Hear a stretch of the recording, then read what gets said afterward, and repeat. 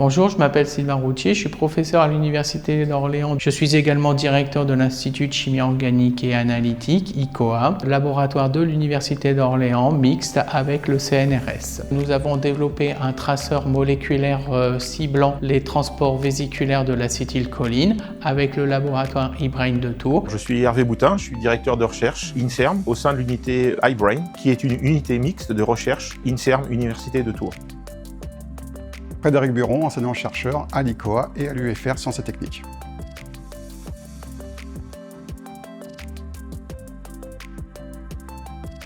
Le but de ce projet est d'amener à l'utilisation clinique un traceur qui cible le système cholinergique, qui est un des grands systèmes de neurotransmission dans le cerveau. Ce système de neurotransmission est notamment impliqué fortement dans le développement des maladies d'Alzheimer et de Parkinson. Dans les années 1990, un radiotraceur nommé le 5-FeOBV a été développé. Aujourd'hui, donc, ce produit a certaines limitations, en particulier en termes d'affinité et de toxicité.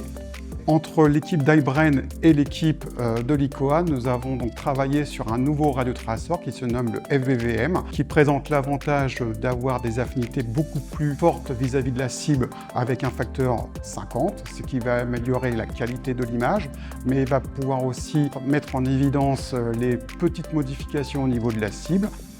Notre nouveau traceur est plus performant que les traceurs existants, le FeOBV. Il sera donc plus performant pour monitorer les maladies de Parkinson et d'Alzheimer. Ce radiotraceur va pouvoir répondre à des problématiques de diagnostic précoce, en particulier sur la maladie d'Alzheimer et la maladie de Parkinson.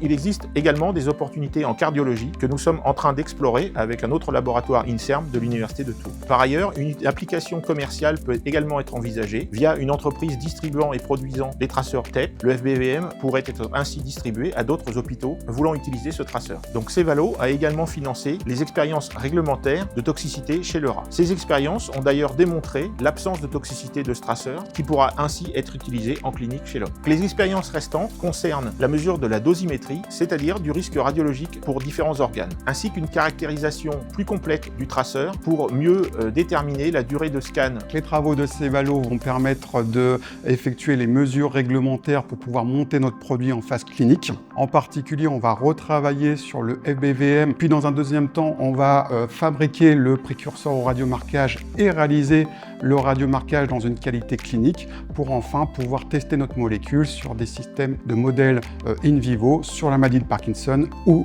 sur la maladie d'Alzheimer. Cevalo nous accompagne sur le projet avec des réunions régulières, avec des go, no-go, et sans Cevalo, on n'aurait jamais pu passer cette étape réglementaire qui va pouvoir monter ce produit vers une future phase clinique.